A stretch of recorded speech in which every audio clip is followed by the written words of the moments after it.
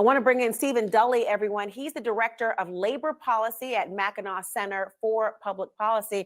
Thank you for being here on what is really a significant moment in history. The idea, to quote the words of Sean Fain, going against all of the big three all at once. We haven't seen this before, even in a summer, frankly, where you've had strike after strike in a variety of different sectors, or even the threat to strike in some significant business sectors of our economy.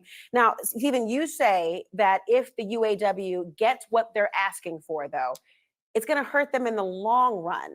Can you explain why you feel that way?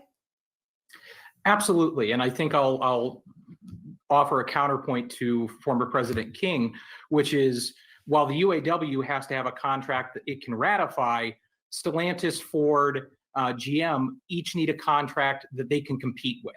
And the terms that are being proposed by the UAW, if accepted, would put all three of the big three at genuine risk of going out of business in the near future.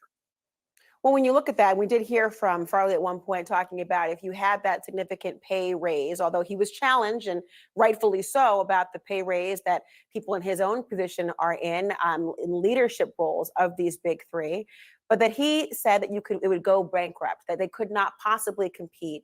It would take a huge toll, not just the bottom line, but really take the bottom out from underneath them. Is that true, though? Because for some, they might say, well, hold on.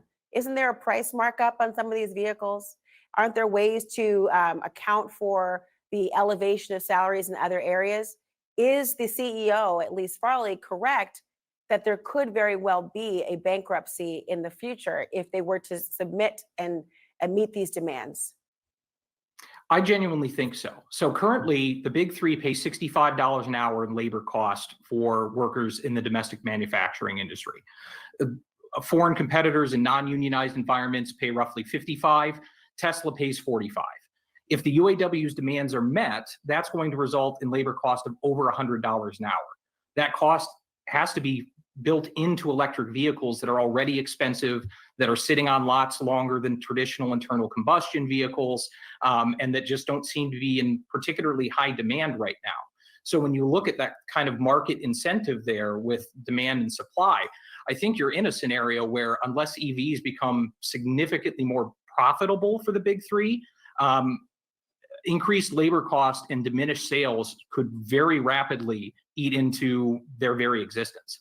Well, certainly the union must be aware of obvious electric vehicles and some of the issues in terms of how long they're on the lots, the market incentives, the way, in fact, the supply and the demand have to be met to have a fair market value of not only labor, but also the cost of goods in this economy. Do you think that the union is negotiating in good faith then? Well, I think they're trying to get the best deal for their membership that they can, and that's perfectly understandable. But when you look at the market and how EVs have gone so far in this transition, with the incentives, the mandates that various states are issuing, the money coming in from the federal government that's propping this industry up, despite all of that, Ford still lost $4.5 billion on its EV division this year, and that's in a year of record profits. Well, as we move away from those internal combustion vehicles and into a purely electric market, if that trend continues, that's a huge problem for the big three.